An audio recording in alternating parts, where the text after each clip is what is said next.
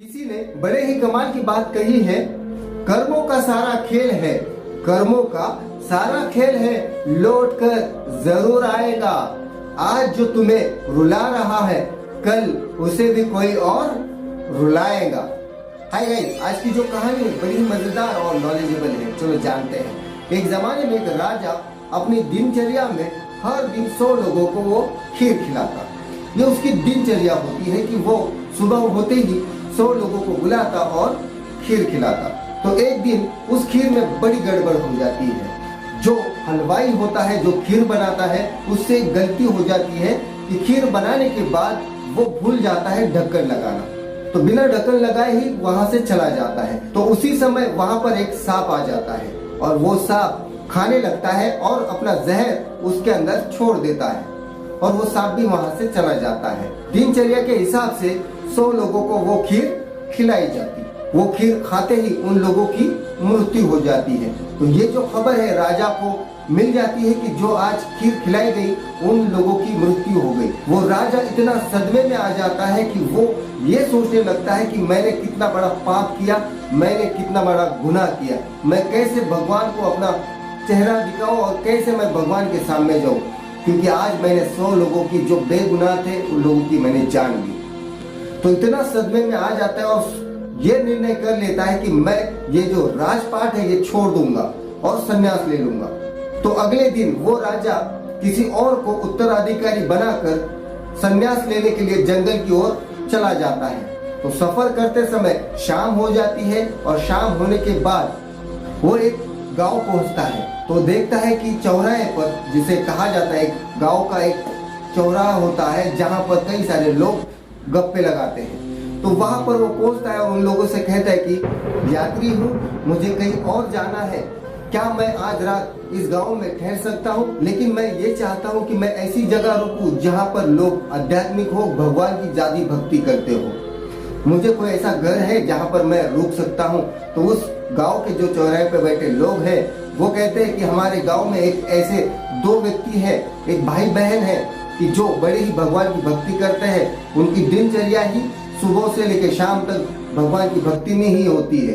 एक काम करो, इस गली में जाना, वहां पर ये घर है, वहां पर तुमको ये लोग ठहरा लेंगे। तो वो राजा उस भाई बहन के घर के सामने जाकर दरवाजा खटखटाता है और उनसे कहता है कि मैं यात्री हूँ, मुझे कहीं और जाना था लेकिन रात हुई है, मैं ये चाहता हूँ कि मैं आज रात यहाँ पर रुक जाऊँ, क्या आप मुझे आज रात के लिए आश्रय दे सकते हो? तो वो जो भाई बहन है वो कहते हैं बिल्कुल, आप एक काम कीजिए, आज आप हमारे लिए मेहमान बनकर हमारे घर पर ठहरिए। तो वो राजा उस रात वहां पर रुक जाता है। तो अगली सुबह जैसे कि उन दोनों का दिनचर्या होता है कि वो सुबह उठते ही उनकी भगवान की भक्ति शुरू हो जाती है, मेडिटेशन करना शुरू कर देते हैं और भगवान की भक्ति में विलीन होकर दिनचर्या में लग जाते हैं। लेकिन उस दिन वो जो लड़की है वो बड़ी ही ध्यान में विलीन रहती है।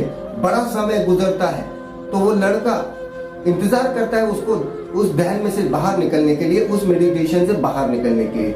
वो जब लड़की मेडिटेशन से बाहर आती है तो वो लड़का कहता है तुमको पता नहीं आज हमारे पास मुसाफिर रुका है, मेहमान रुका है, उसका नाश्ते का भी बंदोबस्त करना है, लेकिन आज तुमने बड़ी देर लगाई। लेकिन वो लड़की कहती है कि आज बड़ा ही आश्चर्य हुआ। तो लड़का कहता है क्या हुआ? हमारे जो राज्य में जो राजा है, उस राजा से जो गलती हो गई जिस कारण 100 लोगों की जान चली गई, तो उसका पाप किसे दिया जाए? सांप को दिया जाए, उस हलवाई को दिया जाए या राजा को दिया जाए? इस बात पर भगवान के दरबार में बड़ी बहस चल रही थी, उसीलिए मुझे समय लगा। लेकिन ये जो बात हो रही थी राजा सुनता है और राजा कहता है ये तो मेरा मैटर है, ये तो मेरी बात चल रही है। तो वो राजा उस लड़की से कहता है बहन, तो फिर भगवान ने क्या निर्णय किया, किसके ऊपर पाप लगेगा? तो वो लड़की कहती है कि इसका फैसला होना बाकी है, शायद इसका फैसला कल हो। तो वो राजा उन दोनों से कहता है कि मुझे माफ करना, मैं आज निकलने वाला था, लेकिन ये जो बात है मुझे जाननी है, क्या मैं आज आपके पास रुक सकता हूँ? तो दोनों भाई बहन कहते ठीक है, कोई बात नहीं, आप भगवान की भक्ति करते रहिए, हम काम पे चले जाते हैं, आज आप रुक जाइए। लेकिन उस गांव के जो चौराहे पे बैठे हुए लोग होते हैं वो आपस में बात करने लग जाते हैं, हंसी मजाक करने लग जाते हैं और कहते देखा कल जो यात्री रुका था उसकी शायद नियत में खोट आई है, जवान लड़की देखा नहीं कि आज वो रुक गया। शायद उसके मन में कोई ना कोई खोट है। तो ये सारी बातें गांव में चलने लग जाती है। तो अगली सुबह दिनचर्या के हिसाब से भाई बहन मेडिटेशन करने लग जाते हैं। तो राजा भी वहां पर रुकता है और देखता है कि मुझे क्या जवाब मिलेगा। तो लड़की जब मेडिटेशन से बाहर आती है, राजा उनसे पूछता है कि क्या फैसला हुआ। तो लड़की कहती है कि फैसला ये हुआ कि ना पाप सांप को मिलेगा, ना हलवाई को, ना उस राजा को। ये जो पाप के भागीदार है वो हमारे गांव के जो चौराहे पे बैठे हुए लोग हैं, जो दिन रात लोगों की बुराई करते हैं, उन लोगों के हिस्से में वो पाप चला गया।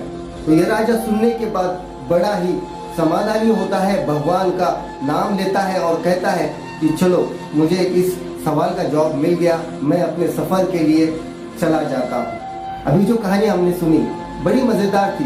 ये सिखाई जाती है कि किसी और की बुराई करने से बेहतर अपने ऊपर ज्यादा ध्यान देना जरूरी है। अगर हम लोगों की बुराइयां करते रहेंगे, लोगों के पाप भी हम धोने लगेंगे और उनके पाप हम पर चढ़ जाएंगे। तो लोगों की बुराई करना छोड़ दो और अपने ऊपर ज्यादा काम करो और भगवान का नाम लो।